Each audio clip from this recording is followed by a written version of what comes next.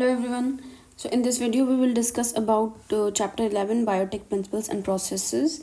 So we will further discuss 11.2 section tools of recombinant DNA tech, in which there is 3 points like restriction enzymes, then cloning vectors and competent host for transformation with recombinant DNA. Okay, so let's begin. Restriction enzyme. So what is restriction enzyme and why is it used? The first thing is given in this tool is restriction enzyme. So it is of highly importance in DNA technology. Why? Because this enzyme used to cut DNA. Okay, so cut DNA means it acts as a scissor. So in science it is called molecular scissor. Restriction enzyme is also called as molecular scissor. So it cuts at a particular site of DNA sequence which is called palindromic sites. Restriction enzyme scans the length of DNA.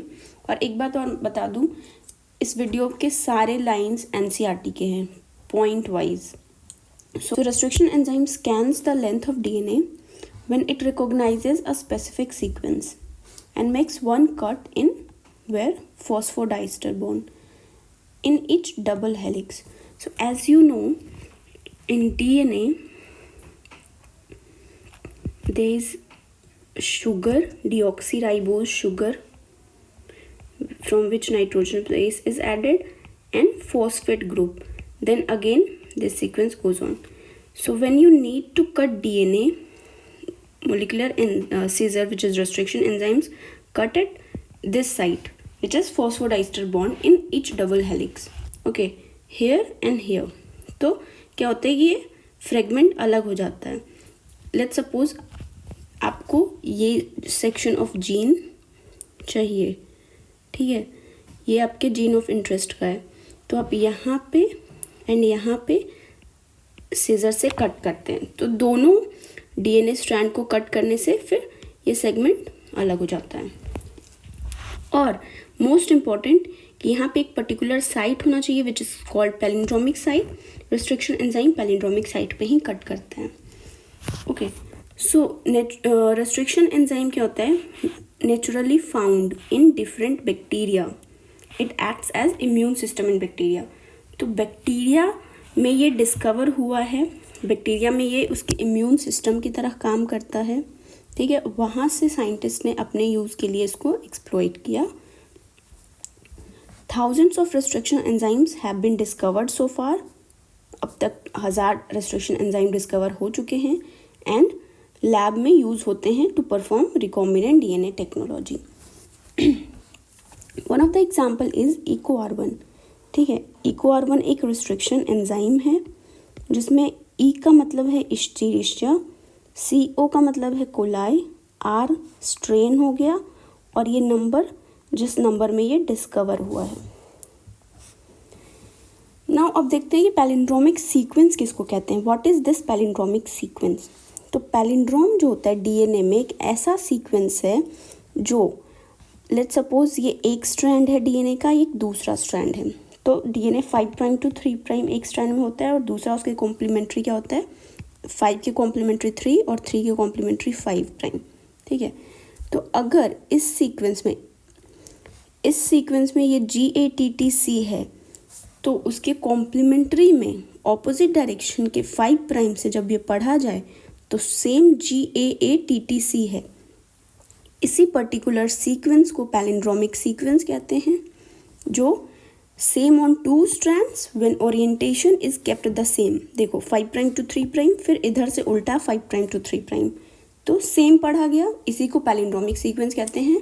और यहीं पे जो होता है restriction enzyme particularly सिर्फ इसी point पे cut करता है. यही क्वेश्चन आता है नीट में हमेशा कि किस पॉइंट पे कट करता है, और जिस पॉइंट पे कट करता है उसको क्या कहते हैं, पैलिंड्रोमिक सीक्वेंस कहते हैं. Next, action of restriction enzyme. तो रेस्ट्रिक्शन एंजाइम कैसे काम करता है? Let's suppose this is our vector DNA. Vector DNA मैंने आपको बताया है पहले वीडियो में कि क्या होता है. लेट्स सपोज ये NCERT का फिगर है, फिगर 11.4. ठीक है।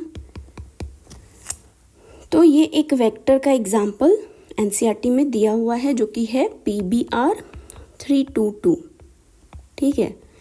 तो इस वेक्टर में क्या क्या पॉइंट हैं ये सब पढ़ाया जाएगा। तो अभी ये देखो कि ये एक ओराई साइट है, ठीक है। यहाँ पे ampicillin resistant gene and tetracycline resistant gene है जिसको क्या बोलते हैं, सेलेक्टेबल मार्कर बोलते हैं। और यहीं पे कुछ साइट दिया हुआ है एनसीईआरटी में, जब आप देखेंगे तो ये सब पॉइंट्स दिए हुए हैं, ठीक है। तो इन्हीं सब को क्या कहते हैं, क्लोनिंग साइट कहते हैं। अब क्लोनिंग साइट क्या हुआ कि रेस्ट्रिक्शन एंजाइम, ये BAM-H1 SL1 ये सब क्या है, ये सब रेस्ट्रिक्शन एंजाइम है। तो ये सब साइट दिया हुआ है जहाँ पे आप रेस्ट्रिक्शन एंजाइम से कट कर सकते हैं। मान लो आप BAM-H1 रेस्ट्रिक्शन एंजाइम बाज़ार in the sense like shops where you do shopping for labs, वहाँ पे मिलते हैं, जैसे सिग्मा अल्ट्रिच हो गया या थर्मो फिशर हो गया, तो वहाँ पे मिलते हैं। तो वहाँ से मान लो आप BAM-H1 रेस्ट्रिक्शन एंजाइम लिए, ठीक है। अब उसको अगर आप DNA में इंक्यूबेट करोगे तो ये यहाँ पे आपको कट करके देगा और यहाँ पे एक इसका इस तरह का वेक्टर में कट प्रोड्यूस हो जाएगा, मतलब यहाँ पे ये दोनों स्ट्रैंड खुल जाएगा। तो यही है वेक्टर, ठीक है। तो अभी हम लोग क्या किए, वेक्टर DNA लिए, फॉरेन DNA लिए। फॉरेन DNA क्या हो गया, अपना जीन, जो आपको जीन इंसर्ट करना है, ठीक है। उन दोनों को मेन कंडीशन क्या है रिकॉम्बिनेंट DNA प्रोडक्ट या टेक्नोलॉजी का, कि आप वेक्टर DNA और फॉरेन DNA दोनों को सेम एंजाइम से कट करेंगे, ठीक है। ये सबसे मेन कंडीशन है। इससे क्या होता है, जब सेम एंजाइम से दोनों को कट किया जाता है तो सेम एंड प्रोड्यूस होता है। सेम पैलिंड्रोम पे कट करेगा, सेम पैलिंड्रोम पे कट करेगा। लेट सपोज एक यहाँ कट हुआ, एक यहाँ कट हुआ, ठीक है। अभी यहाँ पे TTAA एंड प्रोड्यूस हुआ है और यहाँ पे AATT एंड प्रोड्यूस हुआ है। अभी देखो A जो है T के साथ कॉम्प्लीमेंट्री फॉर्म करता है और G जो है C के साथ कॉम्प्लीमेंट्री फॉर्म करता है। तो ये क्या होता है, जो दोनों सेम कॉम्प्लीमेंट्री एंड प्रोड्यूस होगा उसको स्टिकी एंड कहते हैं। और ये चूँकि A T के साथ हाइड्रोजन बॉन्ड फॉर्म करता है तो ये ईजिली कॉम्प्लीमेंट हो जाएगा, ईजिली बॉन्ड फॉर्म कर लेगा हाइड्रोजन बॉन्ड। तो एक प्रोसेस ईजी करने के लिए ये एक तरीका है जिससे RDT प्रोड्यूस होता है, जिसको रिकॉम्बिनेंट DNA कहते हैं, ठीक है। तो ये हो गया वेक्टर का DNA, ये हो गया फॉरेन DNA, ये दोनों जुड़ गया। जुड़ने के लिए भी आपको एक एक्स्ट्रा एंजाइम चाहिए, DNA लाइगेज, ठीक है। तो अभी देखो ये बन गया रिकॉम्बिनेंट DNA। तो यही हो गया एक्शन ऑफ रेस्ट्रिक्शन एंजाइम्स। देखो ये एनसीईआरटी का पॉइंट है, tools of recombinant DNA tech 11.2 restriction enzyme के बारे में लिखा है।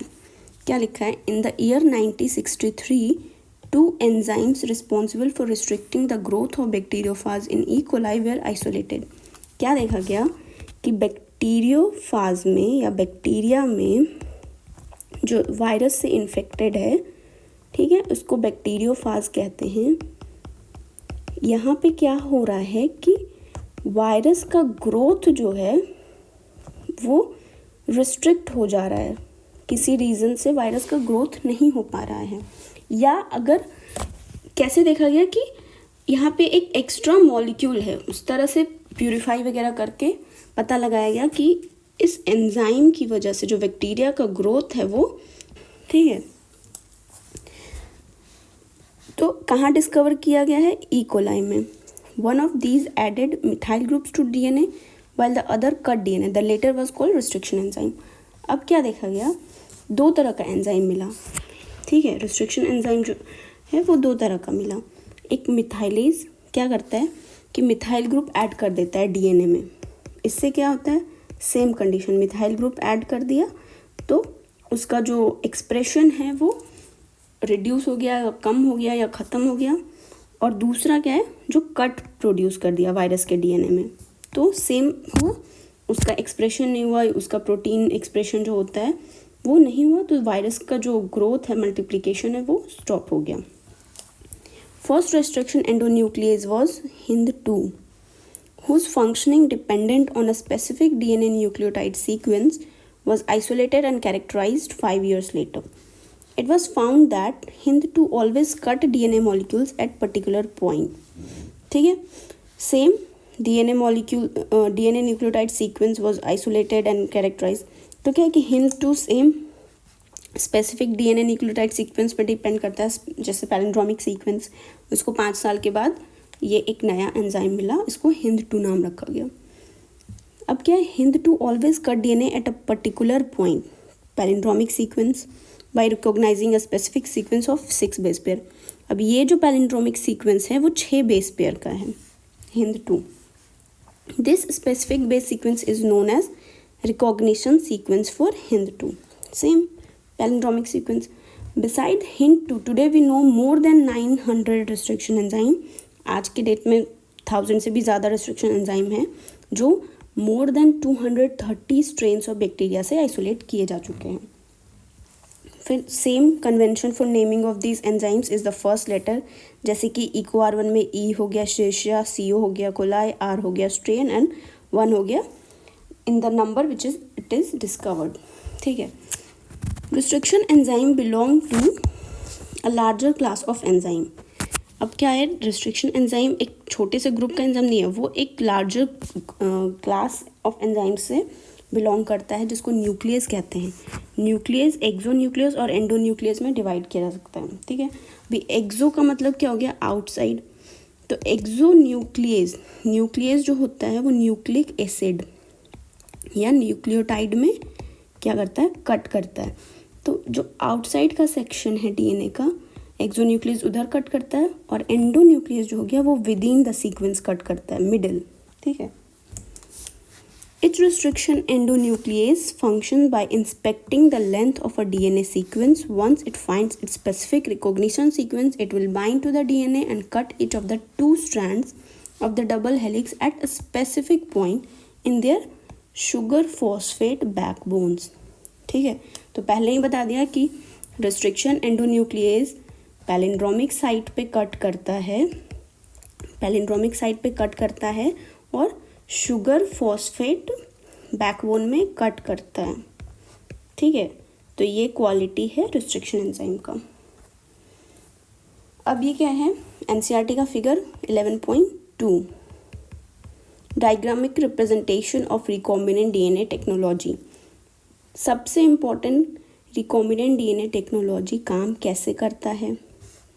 ठीक है, वेक्टर लेते हैं, अपना जीन ऑफ इंसर्ट लेते हैं, इन दोनों को एक में इंट्रोड्यूस कराते हैं, फिर इसको किसी होस्ट में इंट्रोड्यूस कराते हैं. वो होस्ट कुछ भी हो सकता है, bacteria, plant and animal, according to the function, क्या फंक्शन करना है. अगर हमको प्रोडक्ट चाहिए ज़्यादा से ज़्यादा, ठीक है, इंडस्ट्रियल लेवल पे, जैसे कि मेडिसिन्स हो गए, हॉर्मोन्स हो गए, एंजाइम्स हो गए, तो ये सब अगर प्रोडक्ट चाहिए तो हम क्या होस्ट क्या लेते हैं, बैक्टीरिया लेते हैं. क्योंकि बैक्टीरिया जो होता है बहुत रैपिडली मल्टीप्लाई करता है. जितना ज़्यादा से ज़्यादा वो मल्टीप्लाई करेगा हमको उतना ज़्यादा से ज़्यादा प्रोडक्ट मिलता है. तो यही ओवरऑल होता है रिकॉम्बिनेंट डीएनए टेक का इम्पोर्टेंस. प्लांट में क्या करते हैं, प्लांट में ईल्ड बढ़ाना होता है, पेस्ट रेसिस्टेंस करना होता है, तो ये सब प्लांट में इम्पोर्टेंस है. एनिमल्स में या ह्यूमंस में क्या, डिजीज़ डिटेक्शन हो गया या डिजीज़ क्या थेरेपी हो गया एक्सेट्रा. ठीक है, तो सेम क्या है, अपना फॉरेन डीएनए है, वेक्टर डीएनए है. एक एग्जांपल है वेक्टर डीएनए एनसीईआरटी का PBR322. ठीक है, उन दोनों में कट प्रोड्यूस किए स्पेसिफिक पॉइंट पे, पैलिंड्रोमिक साइट पे कट प्रोड्यूस हो गया. मान लो ये हमारा चॉइस ऑफ इंटरेस्ट है, ये वेक्टर है, दोनों में सेम जगह पे कट प्रोड्यूस हुआ. अब क्या है, लाइगेज क्या करता है, ज्वाइन कर देता है. लाइगेज को मॉलिक्यूलर ग्लू कहते हैं. ठीक है, ज्वाइन हो गया, देखो यहाँ पे ब्लू कलर का डीएनए अब एक होस्ट में ट्रांसफ़र कर दिया गया. इस वेक्टर को होस्ट में ट्रांसफ़र कर दिया गया। अब जितना ज़्यादा वो वो होस्ट कोलाई जितना ज़्यादा डिवाइड करेगा, ये वेक्टर उतना ज़्यादा नंबर में इंक्रीज़ करते जाएगा। ठीक है, तो उसके बाद अकॉर्डिंगली हम लोग अपना एक्सपेरिमेंट परफॉर्म करते हैं कि क्या चाहिए। तो यही हो गया representation of recombinant DNA technology. Next step, अब क्या करते हैं, मान लो रिस्ट्रिक्शन एंजाइम से हमारा डीएनए आइसोलेट हो गया। ठीक है, तो एनसीईआरटी में नेक्स्ट पॉइंट क्या बोलता है कि डीएनए जो आइसोलेट हुआ है उसको हम देखेंगे कैसे कि आइसोलेट हुआ है कि नहीं, कैसे कंफर्म करेंगे। ठीक है, तो उसका क्या एक तरीका है, जेल इलेक्ट्रोफोरेसिस। जेल इलेक्ट्रोफोरेसिस एक ऐसा टेक्निक है जो डीएनए को अकॉर्डिंग टू साइज सेपरेट कर देता है। ठीक है, अब अगैरोज क्या होता है, अगैरोज पाउडर फॉर्म में होता है,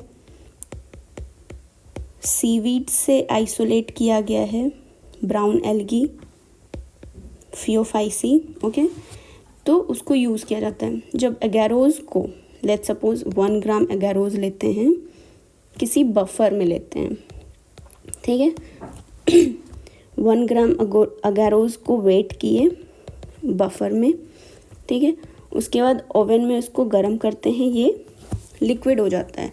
लिक्विड होने के बाद जब हम इस बर्तन में डालेंगे, इसको जेल कैसेट कहते हैं, तो ये जेल कुछ देर के बाद जो होता है जेल सॉलिडिफाई हो जाता है। आधे घंटे के बाद ये जेल सॉलिडिफाई हो जाता है।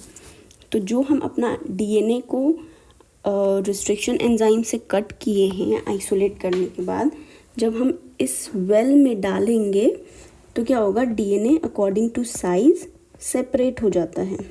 ठीक है, यही overall process agarose gel electrophoresis का। क्यों सेपरेट होता है, डीएनए में कौन सा चार्ज होता है, निगेटिव चार्ज होता है। क्यों होता है, फॉस्फेट बॉन्ड के कारण। ठीक है, तो उस वजह से जो डीएनए हम निगेटिव इलेक्ट्रोड पे डालते हैं इस साइड वेल में, वो इलेक्ट्रिक करंट के हेल्प से पॉजिटिव साइड में मूव करता है। जब ये मूव करता है तो क्या होता है कि जो सबसे छोटा फ्रेगमेंट है ना, वो बहुत जल्दी मूव करेगा, और जो बड़ा फ्रेगमेंट है वो धीरे धीरे मूव करेगा। तो इस तरह से वो डीएनए सेपरेट हो जाता है। We need to introduce this cut DNA into vector DNA. Once we cut our gene of interest, we separate it on agarose gel electrophoresis. Agarose gel electrophoresis is a process of separating DNA fragments based on size when applied to electric field or current. DNA is negatively charged biomolecule due to phosphate group. यहाँ पे देखो DNA है, base pair है, sugar है और phosphate group है। देखो deoxyribose sugar हो गया, ये नाइट्रोजनस बेस हो गया, और ये फॉस्फेट। तो फॉस्फेट में क्या होता है, निगेटिव चार्ज होता है, इस वजह से डीएनए निगेटिव चार्ज का होता है। अब नेक्स्ट पॉइंट क्या आता है कि डीएनए मान लो आइसोलेट हो गया, तो हम देखेंगे कैसे। तो क्या करते हैं, we add ethidium bromide dye to agarose gel. कौन सा dye, ethidium bromide dye agarose gel में डाल देते हैं डीएनए को विजुअलाइज करने में। जब हम यूवी लाइट से एक्सपोज करते हैं तो ये ऑरेंज कलर का डीएनए दिखता है। ठीक है, orange colour band visualized using ethidium bromide. I hope you have understood so far. तो चलो ये एनसीईआरटी का लाइन है, इसको पढ़ते हैं। You may have realized that normally unless one cuts the vector and the source DNA with the same restriction enzyme, recombinant vector molecule can't be created. कह रहा है कि जब तक तुम सेम रिस्ट्रिक्शन एंजाइम से वेक्टर को और तुम्हारा जीन ऑफ इंटरेस्ट को कट नहीं करोगे, तब तक रिकॉम्बिनेंट वेक्टर मॉलिक्यूल को नहीं बनाया जा सकता है। तो सेम रिस्ट्रिक्शन एंजाइम होना चाहिए दोनों को कट करने के लिए। अब क्या है, separation and isolation of DNA fragment. Cutting of DNA by restriction endonuclease result in the fragment of DNA. जब कट कर देते हैं डीएनए को तो क्या होगा, ये फुल स्ट्रैंड है, इसको जब कट किए तो फ्रेगमेंट हो गया डीएनए। ठीक है, fragments of DNA, these fragments can be separated by a technique gel electrophoresis, ठीक है, जेल इलेक्ट्रोफोरेसिस से सेपरेट कर सकते हैं. Since DNA fragments are negatively charged molecule, they can be separated by forcing them to move towards anode under an electric field through a medium or matrix.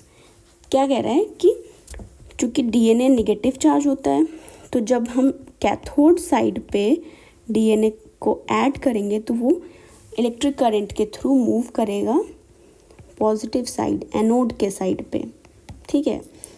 तो इस तरह से डीएनए का separation होता है. अभी क्या कह रहा है, nowadays the most commonly used matrix is agarose. Most commonly matrix is agarose, which is natural polymer, ठीक है, extracted from seaweeds. तो agarose एक नेचुरल पॉलीमर है जिसको सीवीड के से एक्सट्रैक्ट किया गया है. सीवीड तुम्हारा ब्राउन एल्गी होता है, ये बायोलॉजिकल क्लासिफिकेशन में दिया हुआ है.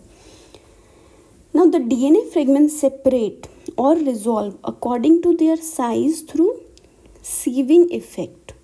अगैरोज में क्या होता है, सीविंग इफेक्ट होता है, छन्नी की तरह उसका एक इफेक्ट होता है. इसलिए अगैरोज को साइंस में हर एक चीज़ यूज़ करने के पीछे लॉजिक होता है, रीज़न होता है. कोई पर्टिकुलर चीज़ क्यों यूज़ हो रहा है उसका एक रीज़न है. अगर अगैरोज यूज़ कर रहा है तो उसका क्या रीज़न है कि इसमें एक सीविंग प्रॉपर्टी है, छन्नी की तरह, ठीक है. अगर मान लो तुम्हारा डीएनए बैंड बहुत बड़ा है तो तुम्हारा लाइक उसका पोर्स भी क्या होना चाहिए, बड़ा होना चाहिए. अगर डीएनए छोटा है तो पोर्स क्या होना चाहिए, छोटा होना चाहिए. तो ये सारे प्रॉपर्टीज़ अगैरोज में होते हैं. तो क्या बोल रहा है, according to their sieving effect provided by the agarose gel, hence the smaller the fragment size the farther it moves. जितना ज़्यादा स्मॉल होगा डीएनए बैंड उतना ज़्यादा वो आगे जाएगा. सबसे पहले which end of the gel sample was loaded. पूछ रहा है कि कहाँ पे सैम्पल लोड किया गया. सैम्पल नेगेटिव साइड लोड किया जाता है, ठीक है, यहाँ पे, क्योंकि ये यहाँ से ऐसे मूव कर रहा है तो पॉजिटिव साइड ही मूव करेगा, नेगेटिव साइड तो नेगेटिव साइड मूव नहीं करेगा. तो यहाँ पे लोड किया गया है और ये ऐसे नेगेटिव से पॉजिटिव मूव कर रहा है. Separated DNA fragments can be visualised only after staining the DNA. क्या बोला जाता है, इथिडियम ब्रोमाइड डालने की प्रोसेस को स्टेनिंग कहते हैं. Staining the DNA with a compound known as ethidium bromide. उसके बाद क्या होता है, उसके बाद भी सिंपल लाइट से नहीं दिखेगा, यूवी रेडिएशन से दिखेगा. You can't see pure DNA fragment in the visible light and without staining. Without staining और विजुअल लाइट में डीएनए नहीं दिखता है. You can see bright orange coloured bands of DNA in ethidium bromide stained gel exposed to UV light. The separated bands of DNA are cut out from the agarose gel and extracted from the gel piece. अब क्या हुआ, let's suppose तुमको पता चला कि ये है तुम्हारा डीएनए जो तुमको फर्दर काम करना है इससे. तो अब एक नाइफ के हेल्प से इसको कट कर लेते हैं और फिर इसको डीएनए को आइसोलेट कर लेते हैं यहाँ से, ठीक है. This step is known as elution. और इसी प्रोसेस को, जेल से इस डीएनए को निकाल के डीएनए आइसोलेशन के प्रोसेस को कहते हैं elution. This DNA fragments purified in this way are used in constructing recombinant DNA by joining them with cloning vector. अब ये डीएनए को क्या करेंगे, हम वेक्टर में ऐड करेंगे लाइगेज के हेल्प से, और इसी को क्या कहते हैं, क्लोनिंग, ठीक है. अब पढ़ते हैं cloning vector, second tool. Cloning vector क्या होता है, तो as I have told you PBr322 is the vector और plasmid that is the example of NCERT, ठीक है. इसमें देख लो कौन कौन सा पॉइंट है. ये ORI लिखा है. ORI का मतलब होता है ओरिजिन ऑफ रेप्लिकेशन, ठीक है. और ये सारे जो हैं ये सब क्लोनिंग साइट्स हैं, ठीक है. और ये एम्पीसिलिन रेसिस्टेंट जीन है, एक टेट्रासाइक्लिन रेसिस्टेंट जीन है. ये एम्पीसिलिन क्या हो गया, एम्पीसिलिन और टेट्रासाइक्लिन जो होता है वो एंटीबायोटिक होता है. एंटीबायोटिक जो होता है, जैसे बैक्टीरिया में किसी किसी बैक्टीरिया में प्लाज्मिड्स प्रेजेंट होते हैं।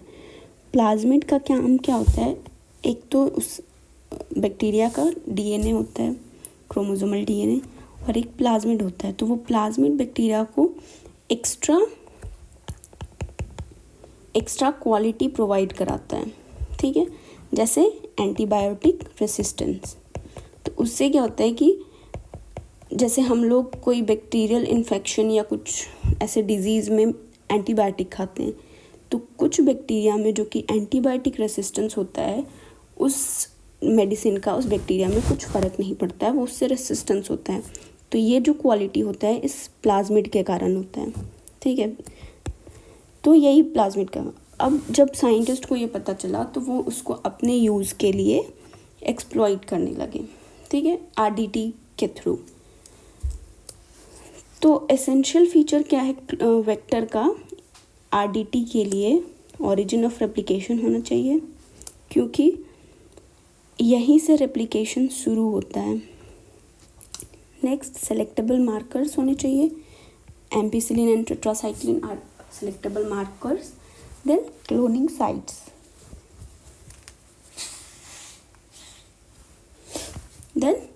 साइट्स, ठीक है। क्लोनिंग साइट वो सीक्वेंस है जहाँ पे हम अपना डीएनए क्लोन करते हैं।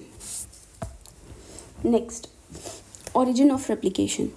This is a sequence where replication starts, and any piece of DNA when linked to this sequence can be made to replicate within the host cell.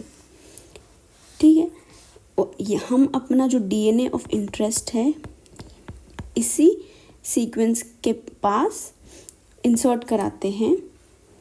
Any piece of DNA when linked to this sequence, तो क्या होगा कि वो sequence automatically replicate होगा, जिससे क्या होता है कि वो जो प्लाज्मिड है उसका नंबर इंक्रीज करेगा।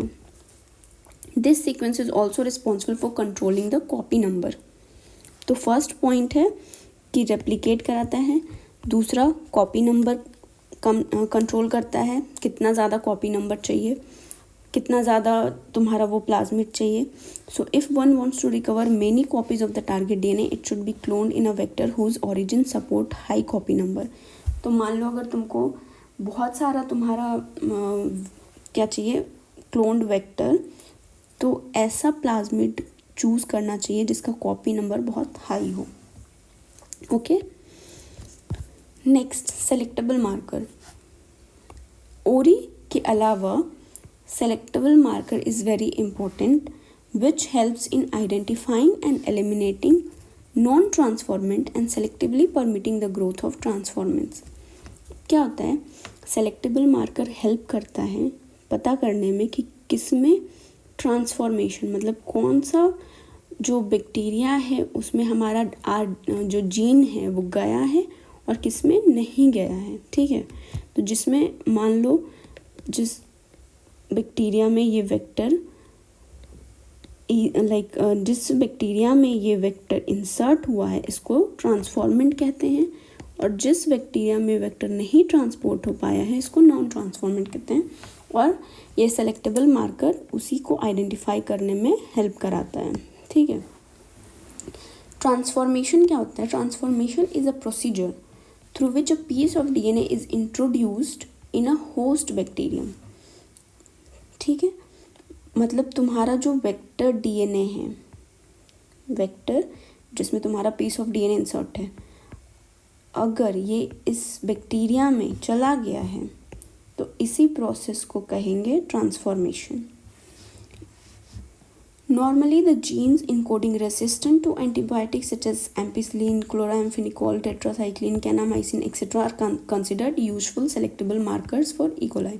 अब ये सारा NCERT का लाइन है, तो कौन कौन सा एंटीबायोटिक मेंशन किया हुआ है, ampicillin, chloramphenicol, tetracycline, kanamycin etcetera, ठीक है। और ये सब ई कोलाई बैक्टीरिया में होते हैं, और normal E coli sales do not carry resistance against any of these antibiotics, ठीक है। मान लो तुम्हारा कोई बैक्टीरिया है जिसमें तुम अपना ये वेक्टर जो है इंसर्ट कराए, ट्रांसफॉर्म कराए, तो क्या होता है कि जब तुम इस बैक्टीरिया को ग्रो कराओगे प्लेट में लाइक एलबी मीडिया में जब ग्रो करवाओगे बैक्टीरिया को, तो क्या देखोगे कि किसी प्लेट में कोई बैक्टीरिया नहीं है, ठीक है, क्योंकि वहाँ पे एंटीबायोटिक डाला हुआ है, कौन सा, एम्पिसिलिन, लेट्स सपोज एम्पिसिलिन, तो वहाँ पे बैक्टीरियल ग्रोथ नहीं हो रहा है। इसका मतलब क्या है कि ये जीन जो है जिसमें रेसिस्टेंस है एंटीबायोटिक के लिए, वो इसमें इंसर्ट नहीं हुआ है। इस वजह से वो बैक्टीरिया तो मर गया है, क्योंकि वो एंटीबायोटिक से बैक्टीरिया का डेथ हो जाता है।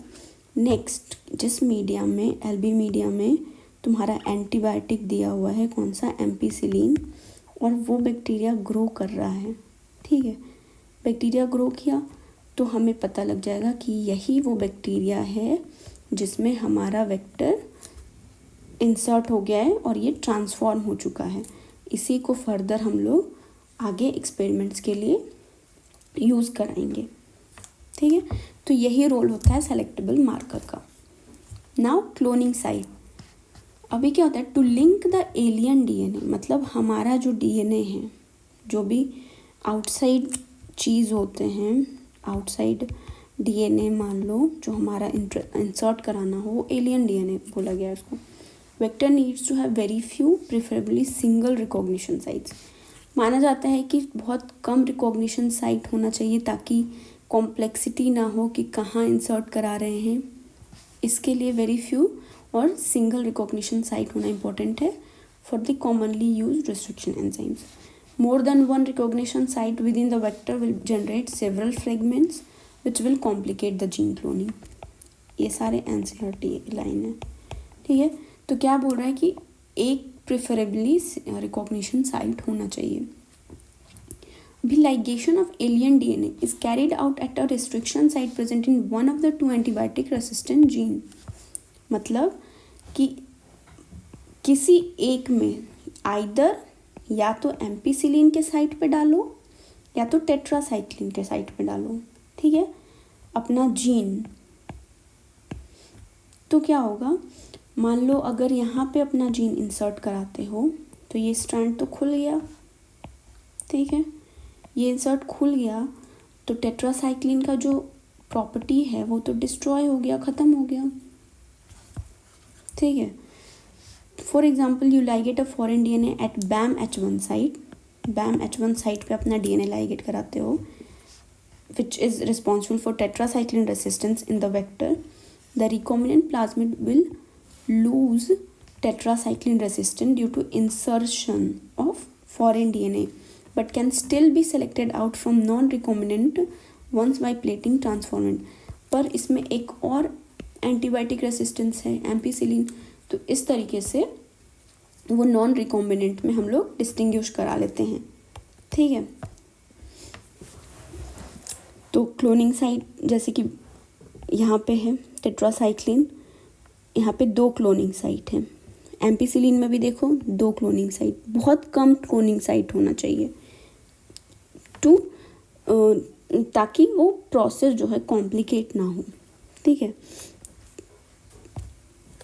अब transformants versus non-transformants. The transformants grow on ampicillin containing medium are then transferred on a medium containing tetracycline. Let's suppose bacteria है, ठीक है, तुम इसमें अपना जो वेक्टर इंसर्ट किए हो, वेक्टर विथ अपना जीन ऑफ इंटरेस्ट कहाँ पे, टेट्रासाइक्लिन रीजन पे।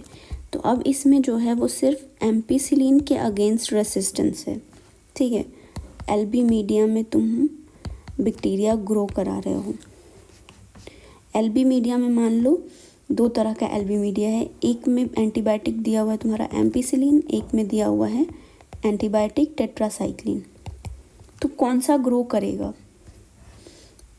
मान लो ये एम्पिसिलिन का मीडिया है, एलबी मीडिया जिसमें एम्पिसिलिन दिया हुआ है, और एक एलबी मीडिया में वो सारे न्यूट्रिएंट प्रेजेंट होते हैं जो एक बैक्टीरिया को ग्रो करने में हेल्प करते हैं, ठीक है, जैसे NaCl हो गया, ईस्ट एक्सट्रैक्ट हो गया, ट्रिप्टोन हो गया, एक्सेट्रा।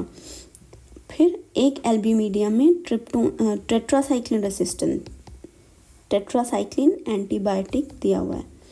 तो तुम्हारे ख्याल से ये बैक्टीरिया जो है वो किस में ग्रो करेगा, अगर ये ये जो प्लाज्मिड है वो इंसर्ट हो गया है तो इस प्लाज्मिड में टेट्रासाइक्लिन के अगेंस्ट जीन है नहीं, तो इसमें तो बिल्कुल ग्रो नहीं करेगा क्योंकि टेट्रासाइक्लिन इसको किल कर देगा। लेकिन एम्पीसिलिन वाले मीडियम में ये ग्रो कर जाएगा क्योंकि उसके पास एम्पीसिलिन का रेसिस्टेंस जीन है। तो इसी तरह से हम लोग पता कर लेंगे कि ट्रांसफॉर्मेंट कौन है और नॉन ट्रांसफॉर्मेंट कौन है। ठीक है,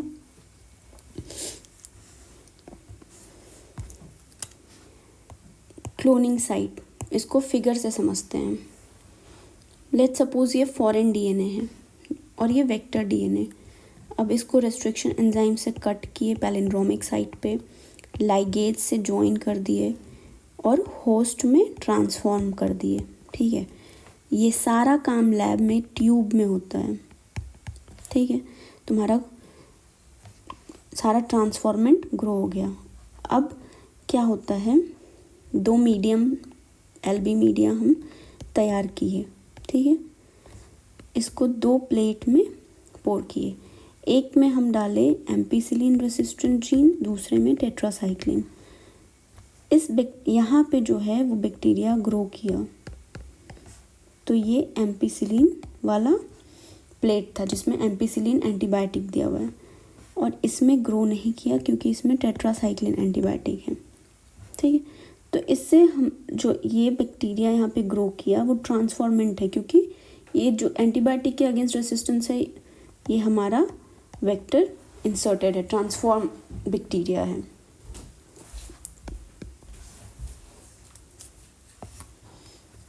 नेक्स्ट है इंसर्शनल इनएक्टिवेशन। इंसर्शनल इनएक्टिवेशन क्या होता है, तो सिंपल वर्ड में समझो कि जब हम अपना जीन इस साइट पे BAMH1 साइट पे इंसर्ट कर दिए, फॉरेन डीएनए ऑफ इंटरेस्ट, तो टेट्रासाइक्लिन का तो क्वालिटी जो है टेट्रासाइक्लिन डीएक्टिवेट हो गया क्योंकि ये तो कट ओपन हो गया यहाँ पे, तो टेट्रासाइक्लिन का तो यहाँ पे डीएनए ही नहीं, जीन ही नहीं बचा, तो इनएक्टिवेट हो गया क्या, टेट्रासाइक्लिन। तो इंसर्ट करने पे, डीएनए इंसर्ट करने पे, तो इसी प्रोसेस को कहते हैं insertional inactivation. Okay, selection of recombinant due to inactivation of antibiotic is a cumbersome procedure because it requires simultaneous plating on 2 plates. ठीक है, 2 प्लेट हमको प्रिपेयर करना होगा, फिर इसका बहुत सारा लेंदी प्रोसेस होता है, तो इसलिए ये क्या है, एक डिफ़िकल्ट लेंदी प्रोसेस है जो डिफरेंट एंटीबायोटिक चाहिए, उसमें पैसा लगता है एंटीबायोटिक। ठीक है, तो इसके लिए एक ऑल्टरनेटिव तरीका खोजा गया। क्या, बीटा गैलेक्टोसाइडेज एक ऐसा एंजाइम है जो ब्लू कलर प्रोड्यूस करता है जब बैक्टीरिया ग्रो करता है तो। ठीक है, क्रोमोजेनिक सबस्ट्रेट कहते हैं इसको, chromogenic, chroma means colour, genic means produce करना, तो कलर प्रोड्यूसिंग एंजाइम है ये क्रोमोजेनिक सबस्ट्रेट। तो जब बैक्टीरिया में ये बीटा गैलेक्टोसाइडेज प्रेजेंट होता है तो ये बैक्टीरिया ब्लू कलर का कॉलोनी देता है। ठीक है, ब्लू कलर में प्रोड्यूस होता है, और जब हम अपना डीएनए इस बीटा गैलेक्टोसाइडेज की जगह पे इंसर्ट करेंगे तो क्या हो जाएगा, ये बीटा गैलेक्टोसाइडेज इनएक्टिवेट हो जाएगा, तो ब्लू कलर तो प्रोड्यूस नहीं होगा, तो इसी को कहते हैं इंसर्शनल इनएक्टिवेशन। तो याद रखना, beta galactosidase responsible for insertional inactivation. ठीक है, लेट्स सपोज ये हमारा प्लाज्मिड वेक्टर है, ये फॉरेन डीएनए है। ठीक है, इंसर्ट विद इन लैग जे वहाँ पे है जहाँ पे बीटा गैलेक्टोसाइडेज प्रेजेंट है।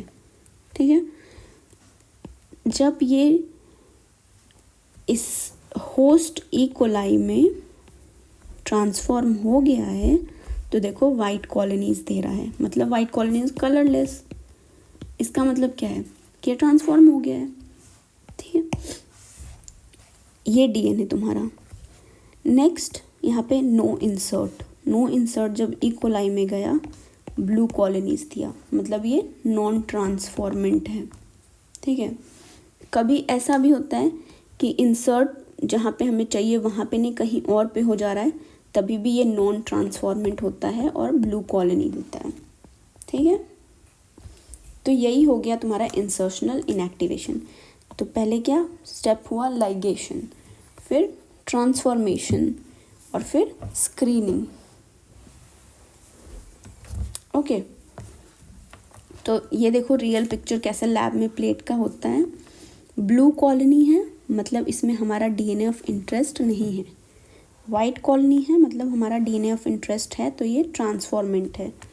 वाइट कॉलोनी क्या हो जाएगा, ट्रांसफॉर्मेंट, और ब्लू कॉलोनीज क्या हो जाएगा, नॉन ट्रांसफॉर्मेंट। ओके, तो समरी क्या हो गया इस पूरे लेसन का कि हम अपना आइसोलेशन ऑफ डीएनए करते हैं, जो हमको जीन ऑफ इंटरेस्ट, जो हमारे इंटरेस्ट का डीएनए होगा उसको आइसोलेट किए, उसको फ्रेगमेंट किए रेस्ट्रिक्शन एंजाइम से। फिर आइसोलेशन ऑफ डिज़ायर्ड डीएनए, जो हमारा पता चला कि ये फ्रेगमेंट हुआ है, हमारा डिज़ायर्ड डीएनए है, उसको जेल से आइसोलेट किए, उस प्रोसेस को इल्यूशन कहते हैं।